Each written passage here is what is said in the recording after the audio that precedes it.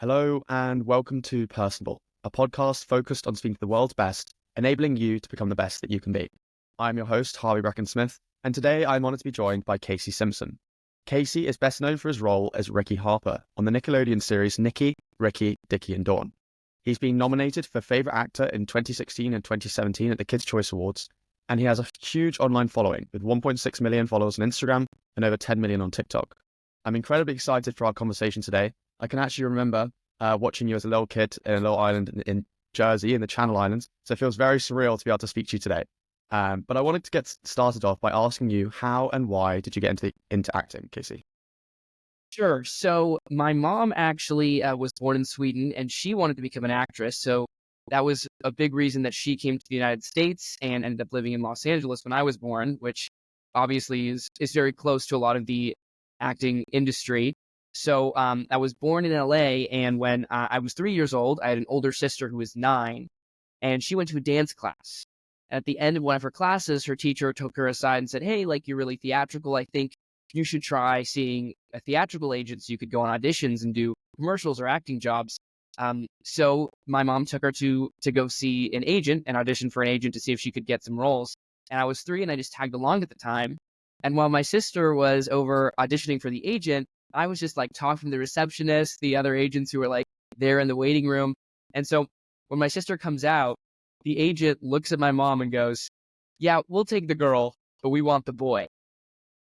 And it was a pretty blunt thing to say, but that's sort of how I got started, and then I've just been doing it since then. So, But I hear that, and I'm completely out of the loop in how all this agent stuff works. But how does it go from there? So you're 3 years old, they're like, we want him. I'm sure you don't just become this big actor straight away. So could you take us a bit on that journey of, that transitional process?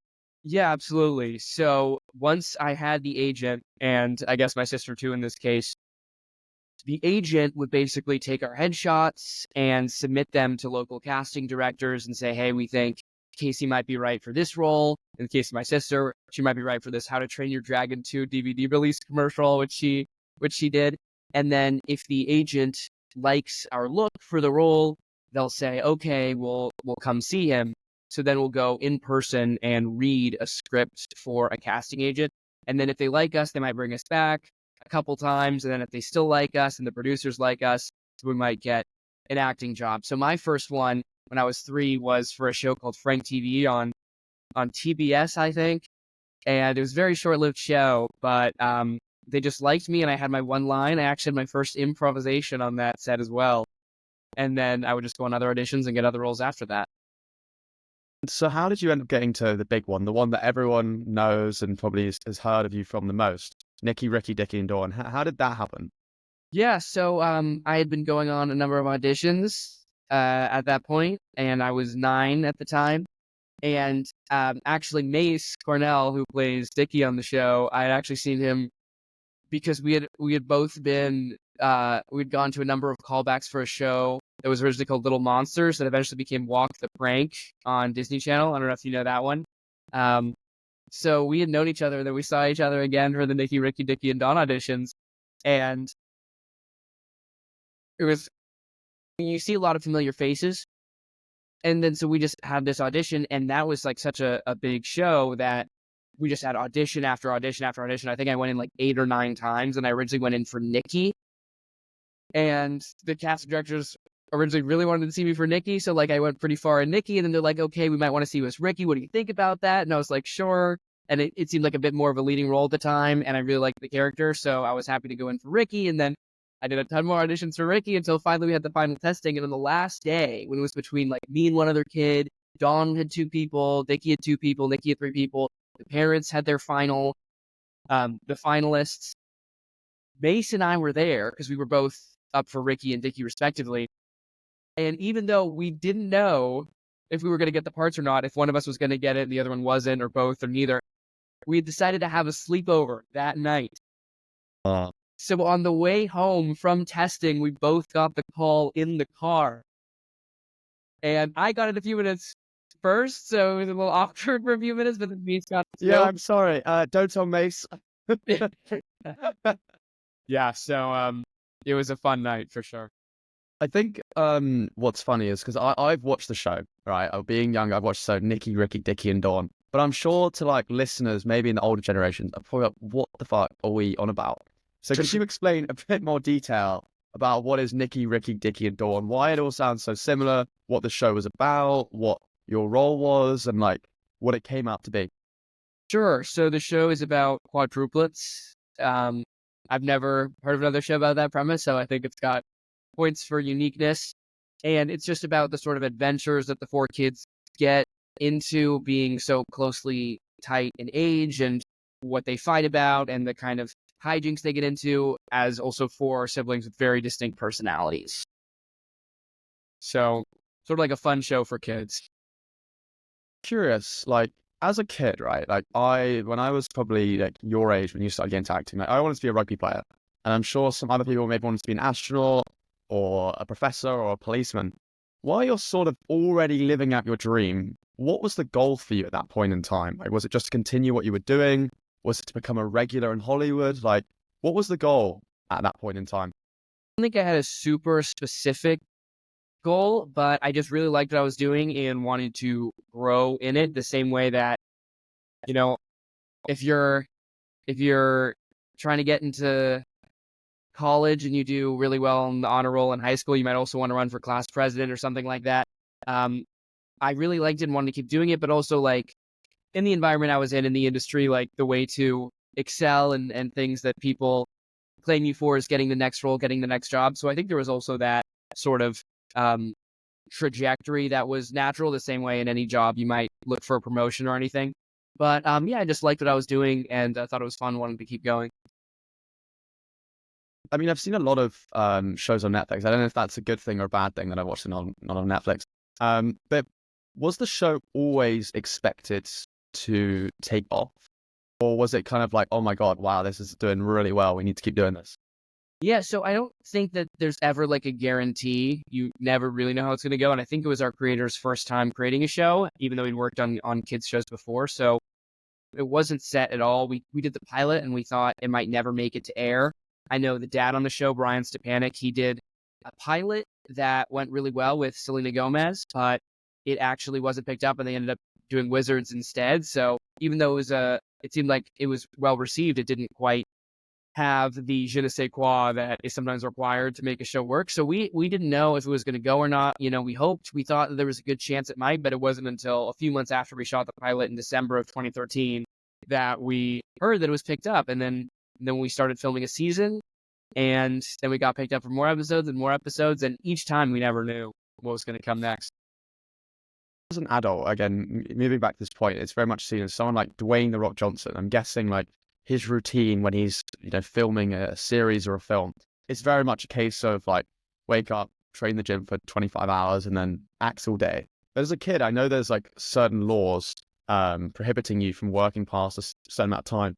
And, you've got to learn to read and write and speak and, history and everything else. Still learning those. I don't know if I know those yet. Well, you were supposed to learn a bit of that. So how did that work? Like, what was your routine like when you started the show and you were filming it in terms of actually trying to learn and become a human that can, fit into society whilst also being this world famous actor? Yeah, well, I admit it's true. Those darn Hollywood executives did stop me from working out in the gym 5 hours a day before we got to set. There were those regulations. Yeah, basically we have a 9.5 hour total time on set limit, and during the school year, you're generally supposed to do about 3 hours for school, but how it usually works is we do a little more than 3 hours on Monday and Tuesday and come in on Saturday to store hours in the bank. And then we could get away with doing fewer than 3 hours on our shooting days, which were Wednesdays through Fridays. So we just had our online school program that definitely, had some interesting lessons in terms of quality, but we definitely had a school on set. Was there like motivation to still like, learn to speak? Like, oh, like we're acting, we're cool. Everyone knows that we're really cool.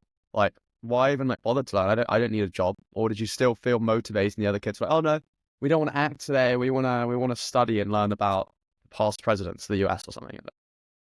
Yeah. Well, it was the law, so we couldn't really say we couldn't really For legal purposes. This is Casey's legal answer right now. Yeah, but the other thing I'd say is like, when you're in fifth grade or something, you're not really like, even if you're just going to regular school, you're not really thinking about I shouldn't be doing this because I don't need the job or something. It's just sort of like what's normal, you know?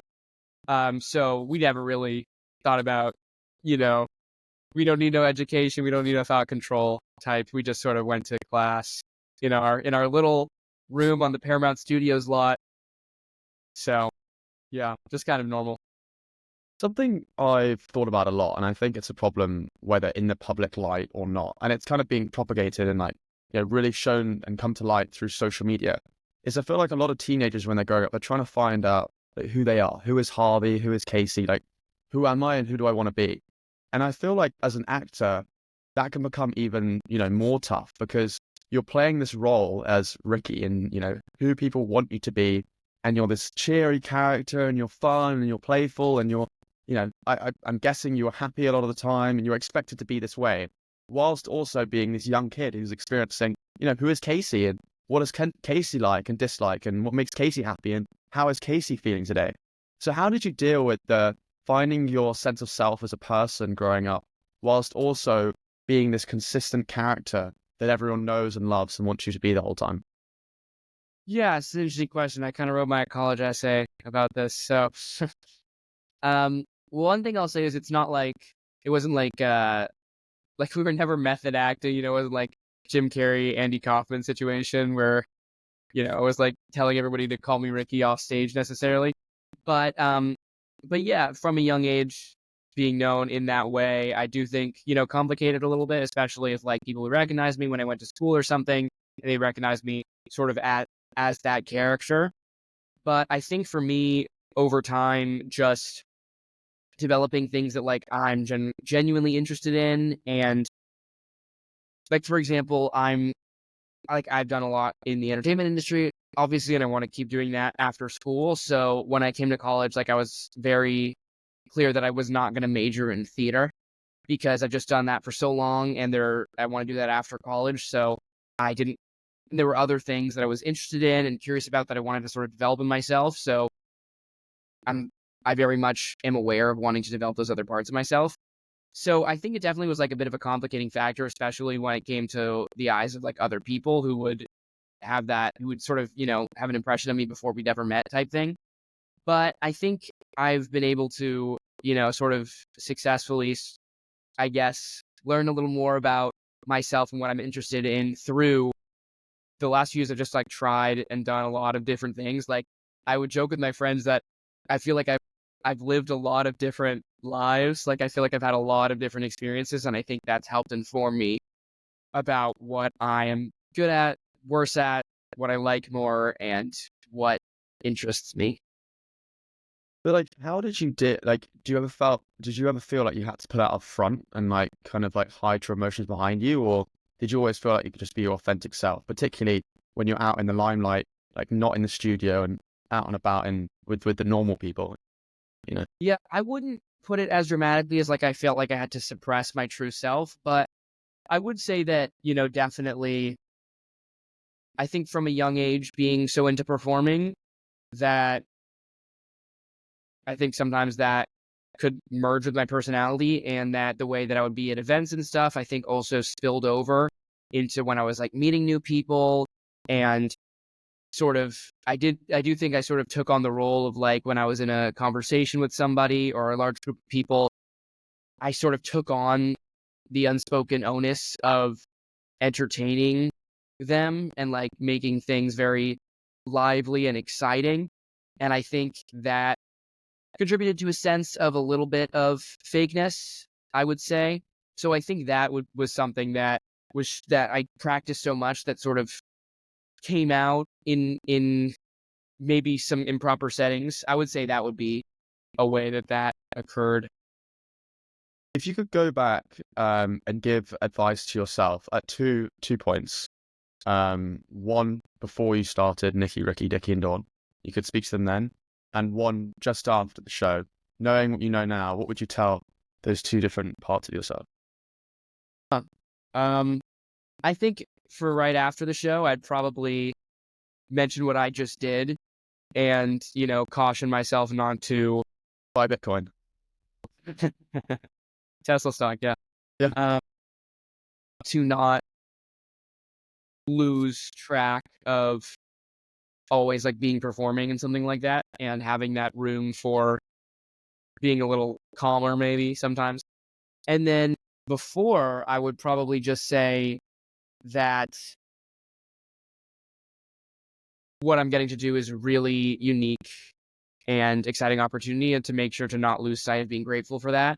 Because like growing up, I watched Nick and Disney shows and I was like over the moon to be on one. And I think for the most part, I was always like really excited to be there. But I think at certain times there were certain challenges on set and whatnot. And of course, in any endeavor, there's going to be things that go wrong. So I think there were definitely times where I didn't view it with the sort of gratitude and appreciation that maybe I could have in certain circumstances. So those would, I think, be the two pieces before and after. Yeah, I mean, that actually segues quite well into like what I just wanted to ask next about like how you how you remained like both humble and hungry whilst having all these things, but also like respecting your parents. Because I mean, a lot of kids, their parents have holds over them because, it's mum and dad, but also because I pay for your food, I pay for you to go to school, you need a job at some point. Whereas you're already kind of living this. So like, how did you like maintain, not necessarily all the time, but for the most part, like both humble and hungry and respecting your parents, whilst getting all this fame and attention? Yeah, so there's a lot of questions in there. So let me take a shot at them. I guess with humility, I don't think I ever really I don't think I ever became someone who genuinely thought that they were better than other people because they'd been on a Nickelodeon show or something and like went around requesting green M&Ms or anything like that. Um, I think the place that maybe I could have better remain in humility would just be sort of what I was talking about before of like not letting things that I would do regularly performing become part of my life and become a little less real and just feel like I always needed to be performing anything like that. Regarding with my parents, when I was a kid, like there were some money issues like later on, but when I was a kid, I didn't really think about it that much. And I just, viewed the money I earned as going to like my parents to sort of pay for everything for the house and stuff because my mom couldn't work when I was on set or whatever. My parents were divorced. So, when I was on the show, like it wasn't until later that there were a couple problems there, but I think I just sort of accepted the world that I was in as normal. Just the same way that we were talking about earlier, that when you're in fifth grade, it's just you go to fifth grade. It's not like you need to get fifth grade so you can later get an MBA to work at Goldman Sachs or anything. You don't have to go into more detail if you don't want to on your own financial circumstances at the time as a child actor. But what advice would you give to both the children and the parents of child actors, or even these days, it could be child YouTubers who are earning huge amounts of money and having to navigate this landscape of complete uncertainty? It's not like you can go and ask some, child star, oh, how much money are you making? How much goes to your parents? What are they investing in? What are they spending on? Like, there isn't that much advice for those sort of people. So what advice would you have for both the parents and the kids with the financial side of things? Yeah, I'd say the abstract piece of advice would be to make sure you're taking a long-term view and to not just do something now that you're going to look back in a few years that might not have been very smart, because there's a lot of those kinds of issues. Like, I know there are a lot of famous examples for like the highest paid child star of the entire 1980s was Gary Coleman. And Gary Coleman, I think, lost his money from a combination of mismanagement by his parents and I think himself as well. And he ended up working as a security guard and was really unhappy with it, even though he like made more money than any child actor who made lots of money in the 1980s. So I think that's an important thing to know, that like, their life has vicissitudes, and when things are going well, they're not always going to be that well. So make sure to keep that in mind. And the other more concrete one is, I think that the Coogan account, I don't know if you know what that is. I don't. So there's a law named after actor Jackie Coogan that says in 4 states of the country that a child actor's wages, 15% need to be saved for the child when they turn 18. I think that should be 50% legally, but even if it's not legally yet, I would recommend that children and parents decide to do that because you can voluntarily up the percentage, and I think that would be a good thing to do. It just perplexes me how, I'm not talking about your family here, but just like in general, like how a kid can work so hard and like spend their childhood doing this, and the parents are just the ones making all the money off of it. It just seems ridiculous to Yeah, me. sometimes it can go really wrong. That's why I really think the Coogan account should be raised to 50%. So And we've heard it heard it here first, folks. So let's try and make that happen. I want to talk a bit about the transitional period from being a kid to being you now. Unless I do some like face tuning, I think you look slightly different to your role from when you were younger. Just a little bit, just a little bit. Maybe just the beard's growing a little bit, but we can edit that out if that's a problem. But how have you dealt with you know, we were talking more about like your sense of self and who people expect you to be. But now that you look different and you know you're now a man, how have you dealt with the transitional period where you know you've been famous for what you look like and what you sound like and what you were like as a kid, but now you're an adult with probably maybe a different personality, different morals. You've grown up, you live in another part of the country. How have you dealt with that transitional period of like what people expect you to be and who you are and who you want to be now?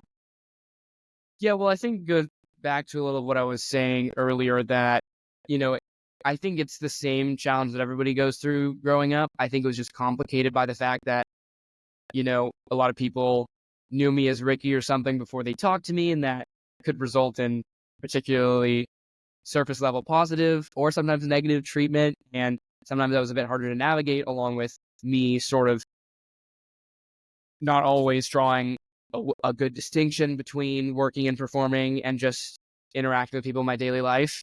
So I think it was a bit more complicated, and especially when it came to like other factors that were maybe a little more unique to me, like money, and then how that worked in like applying to college and going to high school and getting recognized, and, you know, people treating you differently sometimes. So I think there were some complicating factors for sure, but I think it was the same sort of general struggle that everyone goes through growing up. So yeah, what's just been really cool for me is now that I've like, I think that I'm on the other side of a lot of the harder parts of growing up that I've experienced the last few years, and that I've experienced so many different like parts of life. I feel that I think I've got a pretty good handle on the kinds of things that I am more interested in and gravitate towards more naturally. I think something that a lot of people are constantly curious about is Hollywood. I mean, I even went to Hollywood. I visited in February this year. I thought it was pretty cool. Got my photo outside the sign. But like worldwide, like not just in the US, worldwide, everyone has just got this fascination for Hollywood, for actors, and thinks that they lead these incredible lives behind the scenes. There's a lot of conspiracy theories behind what people do. A lot of people think people can be very fake. But in actuality, unless you're actually in those circles, you have no idea what it's like. I want to focus more on like the politics of things. I was wondering if you could describe to me a bit about like the politics behind a TV show or behind a film in Hollywood, whether it's like a friend of a friend is, you know, getting the role or getting the director's bit, or there's stuff going on behind the scenes. Like just describing that environment from more of a surface level, just for someone listening that has no idea, you know, about anything of what it's like. Sure. So yeah, when you're in Hollywood acting and going on acting auditions, you generally see a lot of familiar faces, particularly because roles have a distinct look usually in mind. So you're going to go audition with a lot of people who look like you, and you'll see a lot of familiar people. So sometimes you can get to know some of these people. And, you know, a lot of my friends growing up were actors I'd go audition with and things like that. And, you know, sometimes you can both be going for a role and you can really want it, and then the other person gets it, and that's fine. I wasn't usually around the types of people who'd be like really, really upset at somebody because they got a role over them. So I didn't see as much of that. But, you know, I think they're like a lot of people would just come here for a few months, come out to LA for a few months because they lived in Texas or Kansas or something like that. So there was like a lot of pressure to sort of get roles. And I think that could be something that people thought about a good deal. And sometimes they'd get really disappointed when that didn't happen and would maybe not go into acting and change their career trajectories. I've known a few people who have, maybe sort of more gone down that road. So it could definitely be competitive because, there's a finite number of roles and a number of actors going for the same ones. So that would just kind of generally be how it is. And like I mentioned with Mace earlier, you'll see people at the same kinds of auditions. Yeah, I think even like Hollywood, I think puts out this message of telling you to follow your dreams, no matter what, the American dream, follow your dream, become this billionaire, become this world famous actor, actress, go for it. Would you give the same advice for aspiring actors wanting to move to LA? Yes, it's an interesting question. There's obviously the view that you espouse, and then there's like the more conservative view of saying, oh no, like for every actress who says, go follow your dreams, you can be just like me. There's 1,000, 10,000 actresses who didn't make it there, right? So I think what would be important is to just conceptualize these kinds of decisions as trade-offs and say, if you really want to be an actor and you don't care as much about making a lot of money or other kinds of considerations, then, as long as you've got some talent, I think you should probably go for it because you can always work as like a community theater actor or maybe do some commercials. Like if you're okay with not becoming a megastar, I think you should probably go for it. I think where people maybe get confused is they'll think you can only be an actor if you have a story like Chris Pratt and you become this major, major movie star without realizing that most actors, even most actors who make a living from acting, are not household names, very far from it. So if you really, really love it, I think, and you accept that it might not be the most glamorous of lifestyles, then I think maybe you should consider pursuing it. But if you think that you need to be a major, major movie star to be successful as an actor, then you're probably going to end up disappointed. You might want to consider other options. Yeah, I think my third or fourth episode, I interviewed a lady called Sinetra Sarkar, who was my mum's best friend from the UK. She's an actress, in the UK, doing mostly like TV shows. And she gave very similar advice, saying, if you want to be an actor, you've got to be prepared to be on a broadcast at 3 a.m. in Nigeria or performing in front of, I don't know if you know where Brighton is, but performing in front of 5 people in Brighton. Like, that's just what it takes. But there's still very much the story of like perseverance. But what I think is so tough with things like this, and can even be compared to other things such as starting a startup, it's not just a case of, doing something for as long as possible and suddenly there's a breakthrough, because there's so many other factors like the politics side, how good looking you are, how good you are as an actor. And so I think it can be very hard to tell people to go for it or not go for it when there's no certainty of outcome. Yeah, absolutely. And a lot of times you're the best actor, but you didn't have the right look or you were too short or anything like that. Like I was just reading Michael J. Fox's memoir, Lucky Man, and he talks about how the executives at NBC didn't want him to play Alex P. Keaton because they thought he was too short and no one would idolize him or anything like that. Obviously they were very wrong, but there could be a lot of factors out of your control that determine whether or not you make it big or you don't. There's a lot of, as I said, there's a lot of like noise around Hollywood, because you obviously got megastars there. Particularly it's been around like pay and the rise of like AI and, and not being able to use extras bodies for like virtual things and whatnot. But there's a lot of different things. But from your perspective, if you could improve one thing about Hollywood, what would it be? You can name 3 if you have 50. I don't know. Honestly, I think the first thing I would do is change the Coogan law to 50%. I think that's what I would do. Okay, well you've said that one. I need another one. What? That's not good? I think that's a good answer. That's like the biggest one for me. After that, I would probably say, geez, that was the one I'd really thought through, and then you shoot down my great idea.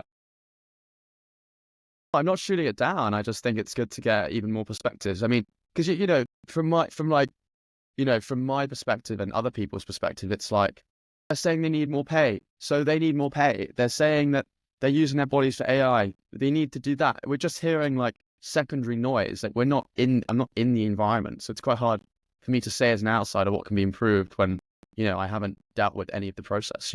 Yeah, absolutely. I know you don't like it. I still think my answer is the most important that I would do right now. But I was actually at the LA protest in what was it? I think it was a year ago now. Wow. And yeah, I think there were some important changes that needed to be made regarding AI and compensation and things like that. I think I thought of one now that you gave me a few seconds to think about it. I think maybe one big one would be to reform the way that streaming acting is considered, because we come from a world where before streaming, you would get paid for every residual every time the show would air, and it was a very sort of long-term compensation where if the show did well over time, the actors would do well, as would the writers and directors and whatnot. So streaming is a whole new game where now it can just be a lump sum and the show can do hundreds of millions of dollars and go on for a long time. And the creatives don't see any form of pay from that the way the system was originally built, just because it's a new medium. So I think reforming streaming to be more commensurate with the way non-streaming acting is paid would be a good idea. Thank you. I think I wasn't shutting down your other point. I think it's a great one, but I just wanted another perspective on things. I've actually got some quite a few thoughts on what you mentioned, but I want to come back to that a bit later on. So you become really, really successful extrinsically. I hope intrinsically as well, but I'm not sure. You become very extrinsically successful. You've got, everyone wants to meet you. A lot of kids want to be like you. Everyone loves watching your show. You're now, this is how we met. You're now studying at Duke University as well. Why even bother coming to university? What was the goal there? Did you need a break? Did you, why not just continue down the successful path that you were already on? Yeah, so I think, sort of touching on what I mentioned earlier, I had been doing acting, entertainment type things for a very long time, and I want to keep doing it after college. And, from age 3 to age 60 is a very long time. And so I really made a point in high school that I really wanted to get into a competitive school, because I also am really interested in a lot of sort of academic, historical type things, and I'm really interested in history. So I really wanted these 4 years to actually just like explore and sort of go to college the way it was originally envisaged, where you actually are here to like learn about different ideas and expose yourself to different perspectives and history and poli-sci. It sounds very idealistic, but I'm really enjoying actually coming here for that purpose and taking a lot of classes that I'm really interested in. Thankfully, I've got a good amount of aid to help while I'm here. And so I'm just excited to be in this sort of very intellectually rigorous environment. And that's something that I wanted to do, because I wanted to develop that part of myself as well, because I'm really interested in those kinds of things. And it's better to know things than to not know things, I think. I agree with you, but you mentioned that your sort of value, or maybe external value as an actor, is seen as it's all about the next role. Who's getting the next role? Oh, this person's being this role. All right, next one. Sort of this never-ending loop. And so that could be a reason to get out of it. But does that not make it a lot harder to get back into acting if you've kind of been out the loop for 4 years? Well, I wouldn't say I'm totally out of the loop, because I still go on auditions virtually after the COVID lockdowns. A lot of the auditions became virtual. So I just did a Law and Order 1 year ago, and that was like my favorite job I've ever worked on. Like, it was really, really terrific. It was such a great casting career. Like, I loved working there. But yeah, I would definitely say there's a bit of a momentum interruption. And I think, just regarding what I was saying earlier with trade-offs, like, I think that was a trade-off I was prepared to make, because the alternative would be doing one at another time, or just never, ever doing anything else for as long as I wanted to be in this sort of industry. So it just sort of felt like the right time to do that. I think acting's quite unique in that when you're going on set, you're sort of expected to know all your lines and, be able to be a certain thing, because, certain acts or certain parts of the set, they might be spending large amounts of money for people to be there, for tricks to happen, for things to move. And, it also needs to things need to happen so that the show or film can progress. So how have you, I feel like you've probably got some quite good tricks or ways of thinking. How have you dealt with nerves and anxiety and being able to perform just like that when someone tells you need to? Yeah, I might actually not be the best person to ask on this because I think I've just been doing it for such a young age that it's a little more, like I'm just so used to it, I think, at this point. But I think in the beginning, like, it's hard to really just fall back on tricks. I think just having practice and really just diving in the deep end a lot of times can be your best friend in becoming better at performing in front of large groups of people and things like that. Um, like, sometimes on clubs at Duke, they'll advertise, oh, join this club, it'll improve your public speaking skills or something like that. And I mean, of course, like, there's still a lot of things like I can learn it, but just regarding the nerves part or anything like that, like, I think I've just done it enough that I've really become more comfortable in that area than some other people might be. So Yeah, the point I wanted to come back to with regard to the actors and people being paid enough particularly with the rise of online streaming, something that immediately comes to mind is YouTube. I mean, we're starting to see a rise in. I can't remember the name of it, but there was a student at Harvard who developed a short film. I think it was called like Anything. Have you heard about this? I think it was called like Anything But You. It was called like Anything But You or something along those lines. Definitely getting the name wrong. And he entered it into every short film competition he could under the sun. Got rejected from every single one. And then he put the film on YouTube. It got like 3 million views or something, like blew up. And he's now dropping out of Harvard to go and work as a director in Hollywood.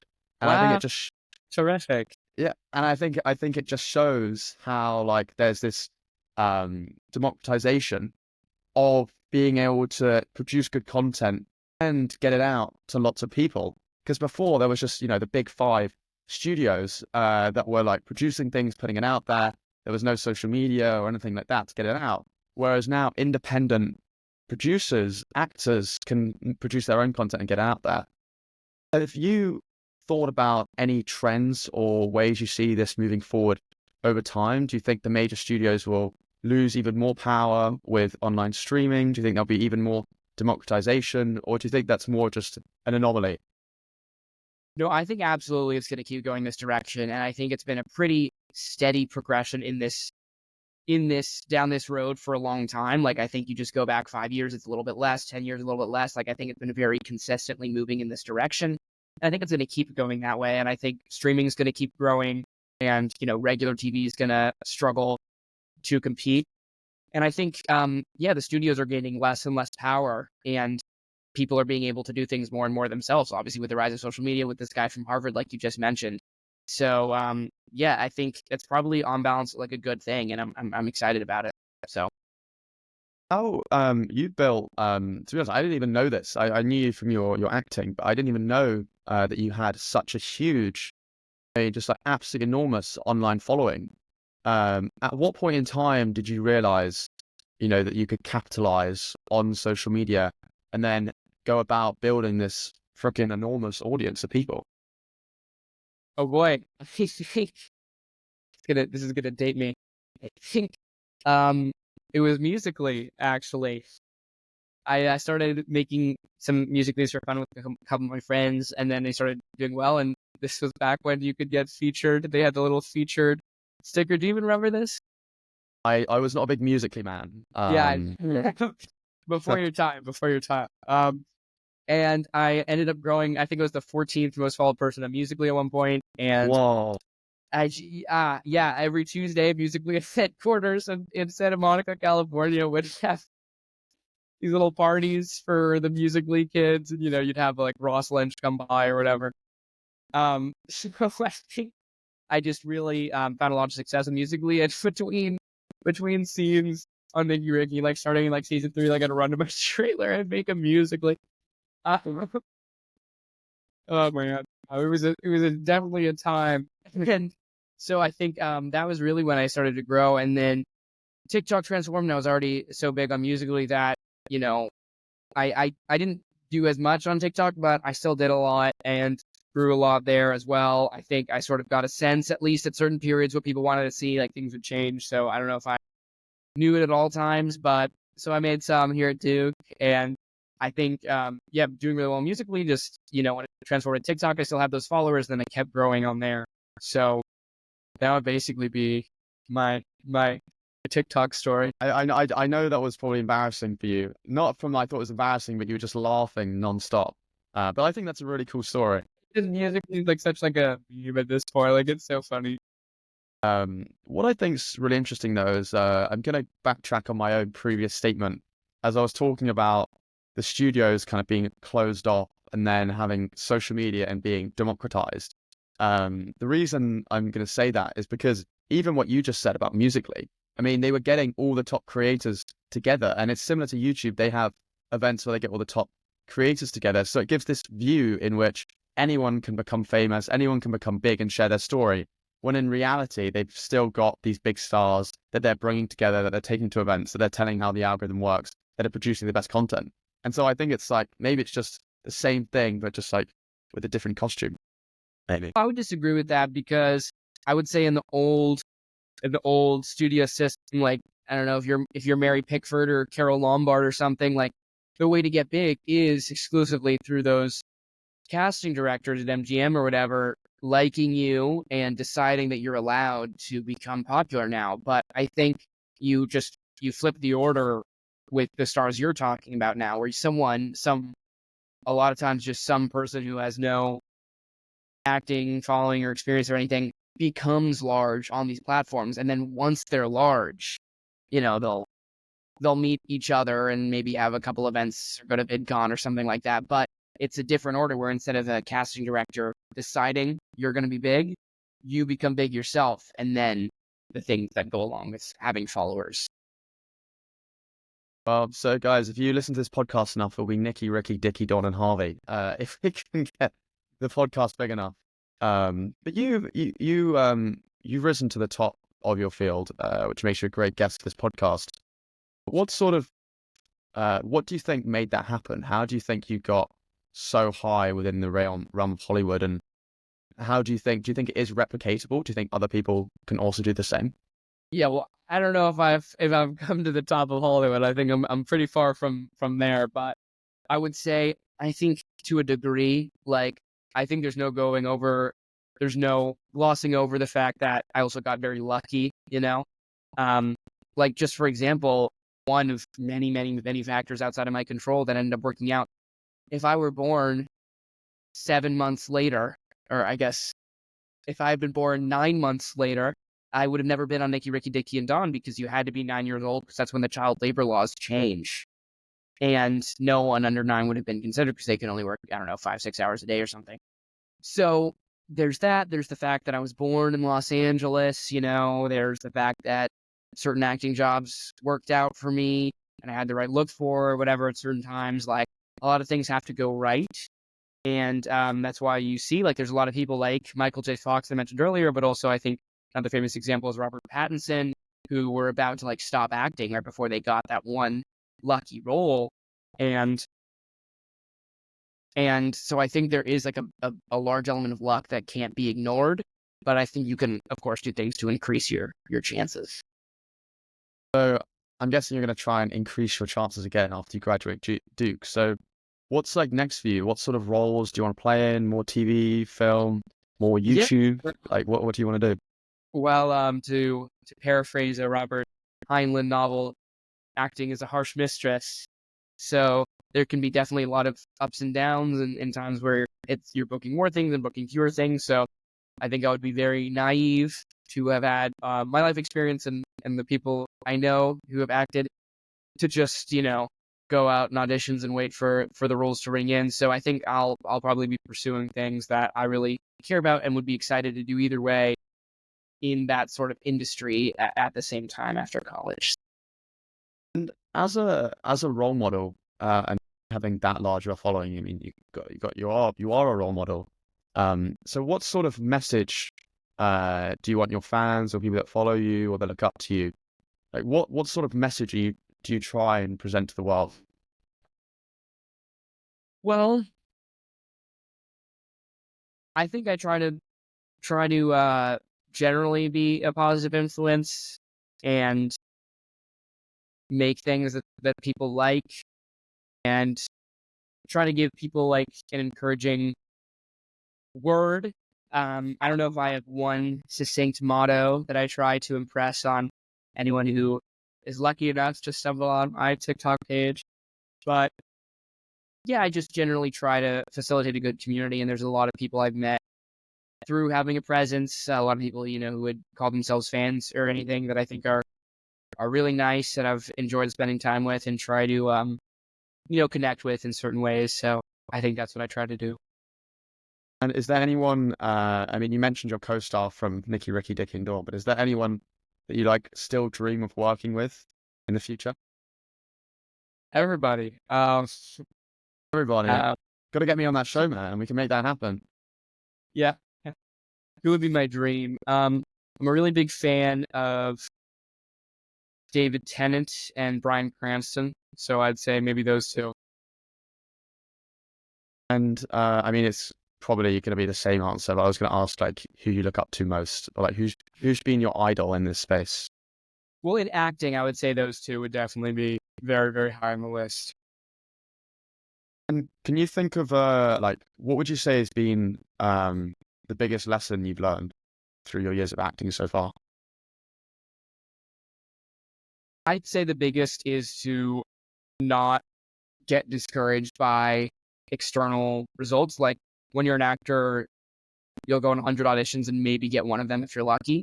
So being able to just like tune out things that, could be considered so-called rejections and seeing them more as like sort of just information, like that didn't work out, we got to try something else, has been a good lesson.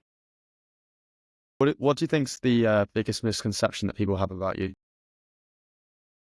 Oh, geez, where to start? I think there's a good number. Maybe one would be, this is an easy one, but maybe one would be that I'm like some multimillionaire living high on the hog. Let's see, another one might be that. So why, before you move on to the next one, why do you think people think that? And why do you think people? Yeah, I don't think it's unique to me in particular, but I think generally we see actors, like anyone who's, been on a somewhat successful show or something, as like being very, very wealthy. Like it's like not just me, but I'm sure a lot of people think that about everyone who's been a child actor on a Nickelodeon show or anything like that. And so what was the next one you were going to say? I cut you off.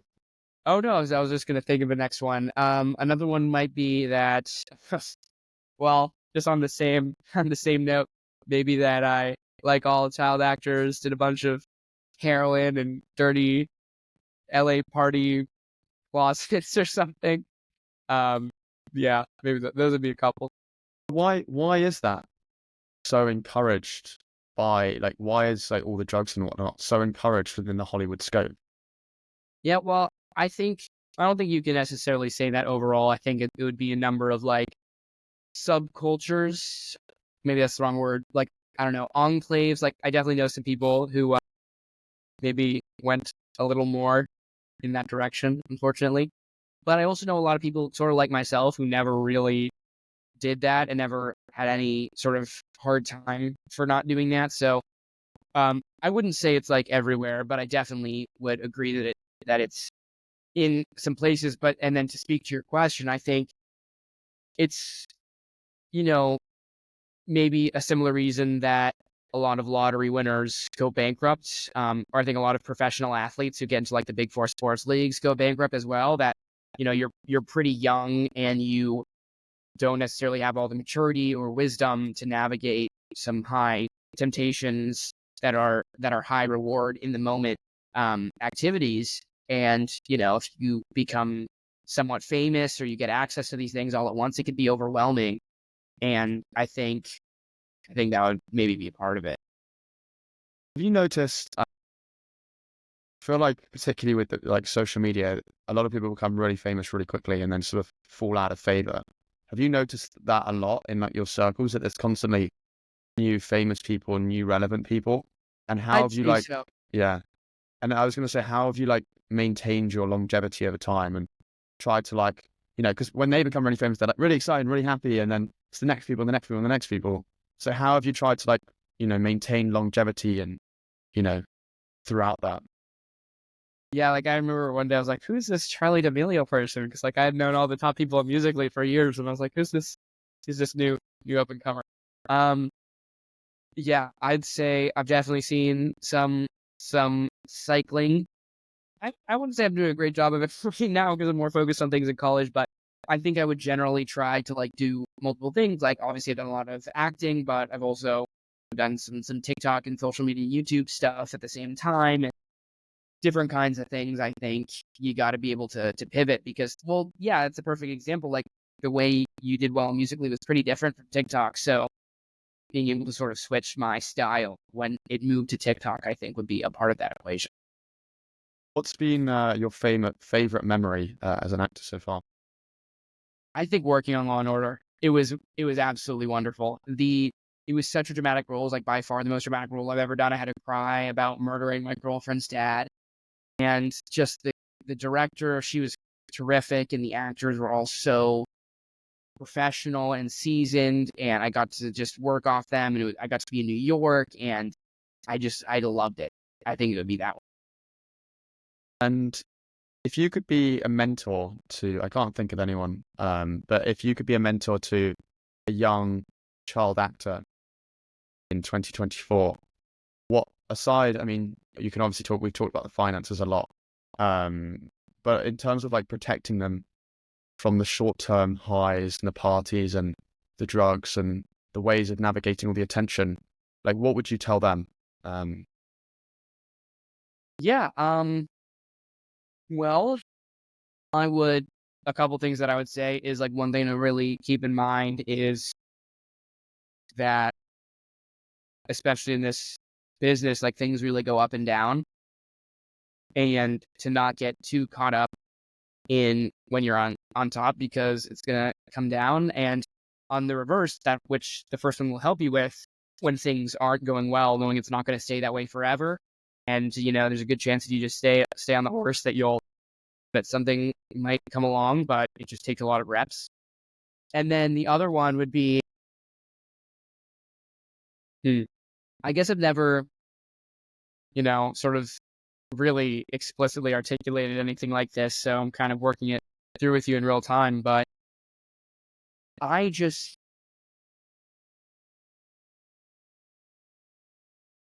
yeah, I guess it would be who you surround yourself with. Like, it probably never would have been too hard to get a hold with, but I didn't go to like a lot of places where things were like really, really intense. Like you hear a lot of the stereotypes. So I think, if they're open to hearing it, then I think you could tell them a bit about their environment, and you could still do a lot of fun things without getting to some places that are a little more stereotypical and negative that sort of beget themselves. And so those would be the kind of things that I would say. Kind of like continuing that point in terms of like environment, like I feel like this is more a Hollywood or like some form of fame related question, because I feel like, protect your environment, surround yourself with good people and whatnot.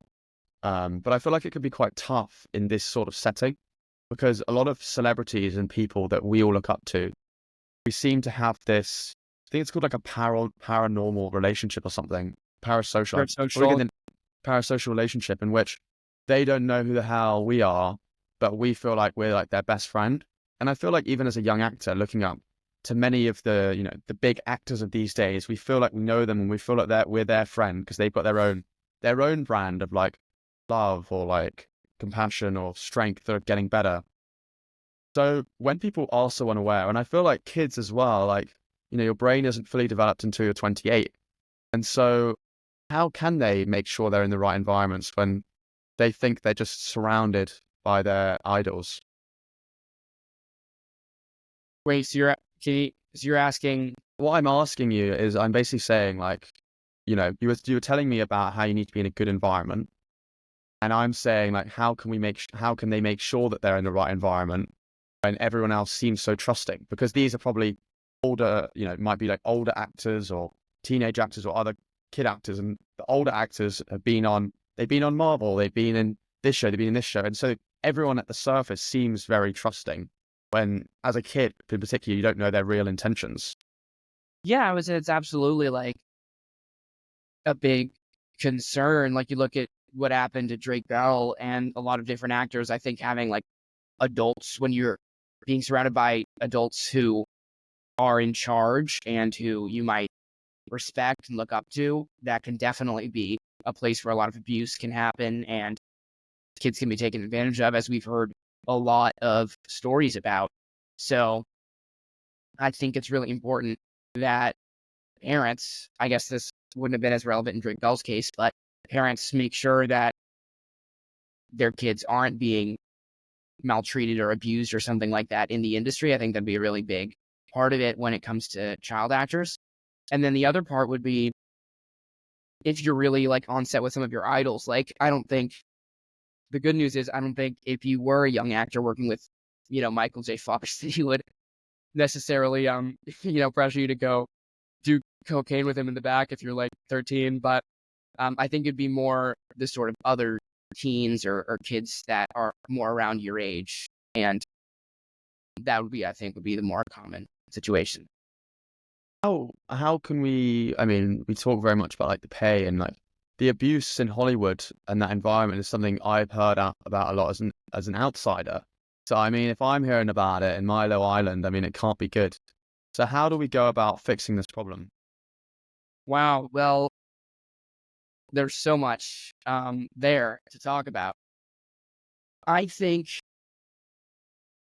I think we're having some good steps forward. Like, it's just so horrifying here. It's just so recent what happened with Drake Bell. And I think the public documentation of that and people universally condemning it, I think, is a really good step. And I think talking about it is really important. Like, the expose of like Harvey Weinstein, and this would be going back a few years, but Bill Cosby, and like talking about that and people really understanding that that happens, I think puts people on guard.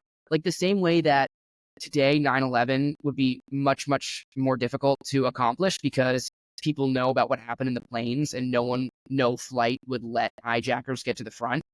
The same way that like that's so much harder to happen. I think if we talk about these stories and people are more aware of them, then when something like that starts to happen on set, I think people are much more then armed and equipped and understanding of what's going on in a way that stops it. Because when you're in the dark and no one talks about these things, then you can start to see something that's very inappropriate and not realize what it is or feel too afraid to speak up. And when I think we acknowledge these really inappropriate times and we all universally talk about them and condemn them, then I think it can be easier to spot and harder to get away with, especially when you're in a cast and crew of lots and lots of people. Yes, but sort of being a bit of like a devil's advocate on that in terms of like being a kid, like they don't have many experiences, and so it's hard for them to even know like what those things are, let alone see the past.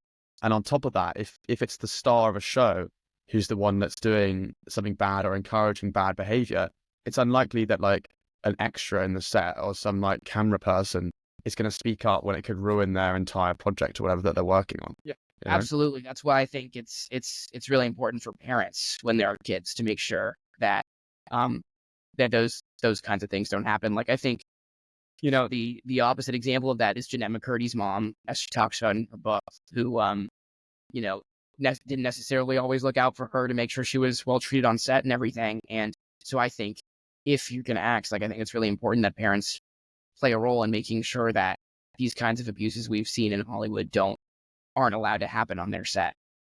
I feel like even parents, it's not enough. I mean, even with your own story, we've talked about like how a lot of parents mistreat finances and stuff. And Mhm. if they're making a lot of money out of a situation, it's very hush hush. So I don't know. I don't think it's an answer that either you or I need to get to today, but it's definitely worth something to thinking about. I think it's a I combination of things. Yeah, yeah. absolutely. Having been and gone through all the highs and lows of your journey so far, do you think becoming an actor was worth it? Yeah. And would you want your kids to become a child actor as well? Yeah, that's a tougher question.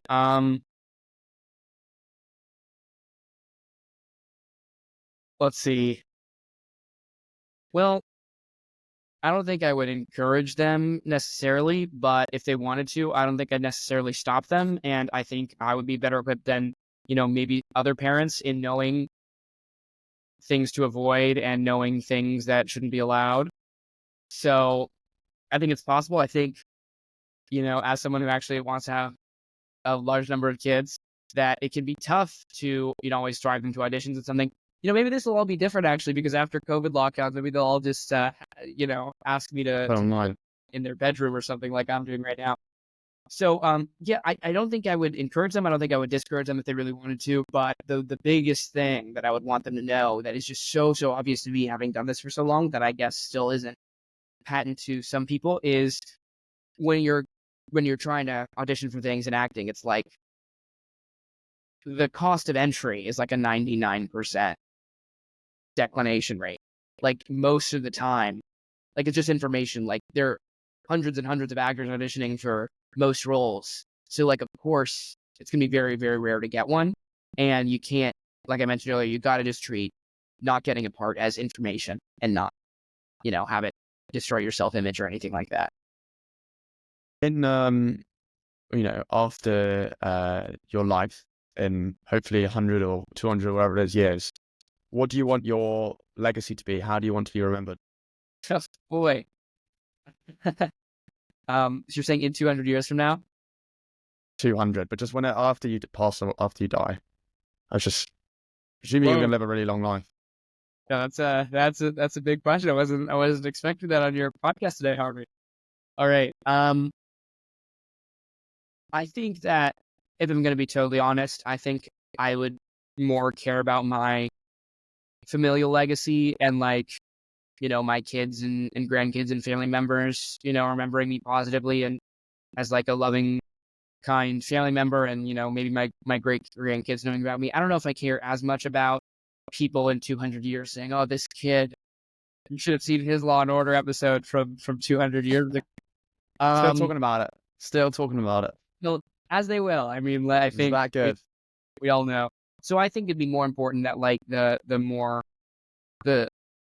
closer familiar relations in my life I would have a legacy on. But to the extent that I would have any professional one, maybe just that I just like sort of found my own voice and did something new. I think that'd be good. My final question, and I ask this to every guest, is what is one thing you would want a listener to take away from this episode?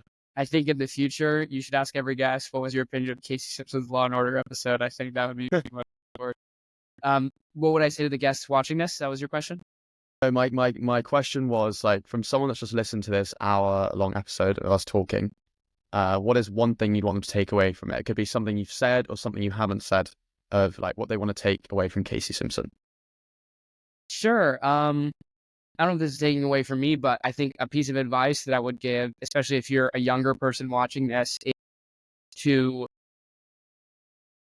really try doing a lot of different things when you're young, because, if you don't like things, then you never have to worry about it later on. You don't have to have a midlife crisis, but also you might find something that you really like and really care about that might not be normal in your environment. Like I've been thinking that a lot lately. Like when I was in high school, I don't remember anyone talking about becoming an investment banker. So maybe someone would have been a great investment banker and they never knew. And now that's the only career path people talk about here. And maybe there's someone who wouldn't be a great investment banker, but that's so normal that they don't think about another career path. So I think trying a lot of things, you also get to know what you like and what your strengths are a lot better.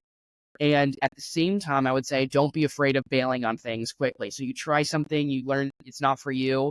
I think just, moving on to something else is a good way to better get a sense of the world and yourself. So that's a really good answer. I thought you were just going to leave it with the joke answer. I'd have been annoyed, but I'm glad you finished it off.